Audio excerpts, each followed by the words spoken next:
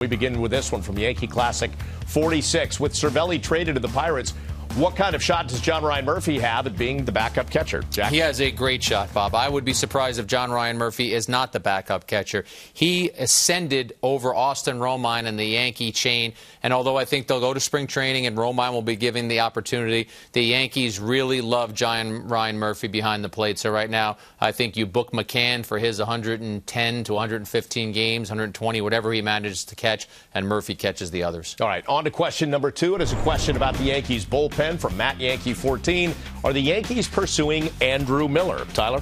I don't know that they are. I haven't heard that at all. But I could see a scenario where they might. Let's say Robertson leaves. His salary moves away from what they want. Andrew Miller is a good pitcher. He proved that he's a very good pitcher, durable. He can go a lot of innings at a time, nasty stuff. And the Yankees are always in the market for good pitchers. They always have some money to spend. And if they lose Robertson and want to keep that late inning combo with a setup guy and a closer, I could see it happening. Sure, I think there are other teams, though, that probably have a bigger motivation to get him right now, a bigger need, and they'll probably wind up with one of those teams. But I can see a scenario where that happens. The Yankees are also in the market for a shortstop, which leads us to question number 3 for Joel. Elvis Andrus would be a good addition, but at what price? Texas needs to eat some of his salary and take a second-tier prospect. You see this happen?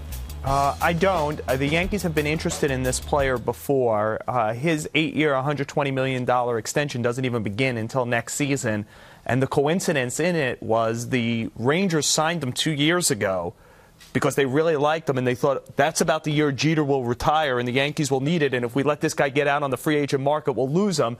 Now they would love to trade that contract. They have other young middle infielders, Odor, Jurickson Profar if his shoulder's okay, Luis Urdinas.